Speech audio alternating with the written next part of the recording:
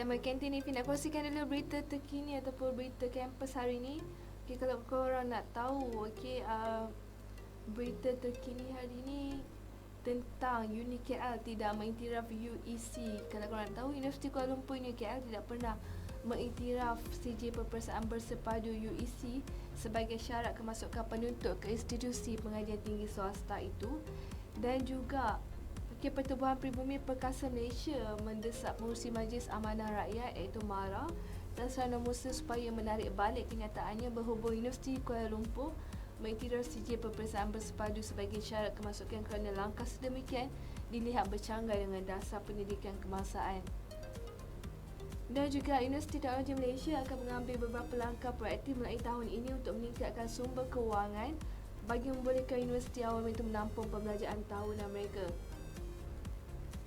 Dan selain daripada itu, Kementerian Pendidikan mahu Suruhanjaya Komunikasi menyiasat dan mengambil tindakan tegas terhadap portal berita Free Malaysia Today yang menyiarkan laporan tidak betul tentang tahap graduan negara ini yang dikatakan taraf pelajar sekolah.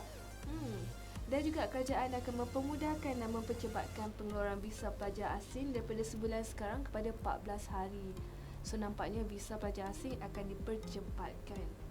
Dan permohonan untuk kemasukan pelajar ke Universiti Awam, Politeknik dan juga Kolej Komuniti serta institusi latihan kemahiran awam bagi sesi akademik 2017-2018 akan dibuka mulai 6 Februari sehingga 31 Mac ini.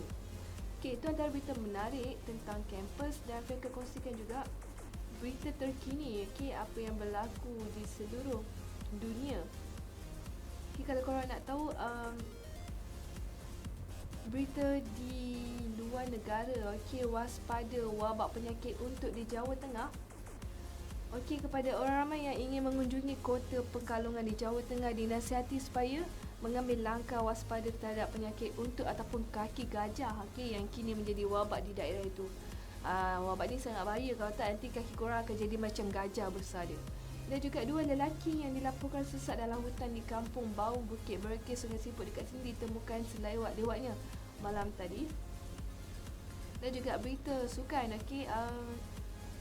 kehilangan pemain tengah Sergio Busquets seawal minit ke-8 tidak menghalang Barcelona untuk membasah Eibar 4-0 dalam saingan La Liga di Municipal di Ipura hari ini.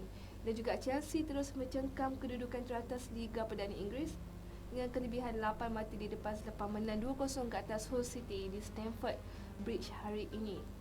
Dan juga untuk juara AJL 31, tahniah diucapkan terhadap kepada lagu Lelaki Teragung persembahan Dayana Faiza yang diangkat menjadi juara anugerah juara lagu yang ke-31 yang bertempat di Dewan Merdeka Pusat Dagangan Dunia Putra malam tadi. Dan itu antara berita menarik. Selain daripada itu, gempa bumi besar berukuran 7.9 skala Richter kuat melanda Papua New Guinea. Mencetus amaran tsunami, tetapi tidak ada laporan mengenai kecederaan ataupun kerosakan besar. So, jadi saya akan kongsikan cerita ataupun topik untuk esok. Korang kena stay tune bersama My Campus Radio. Jom berubah bersama.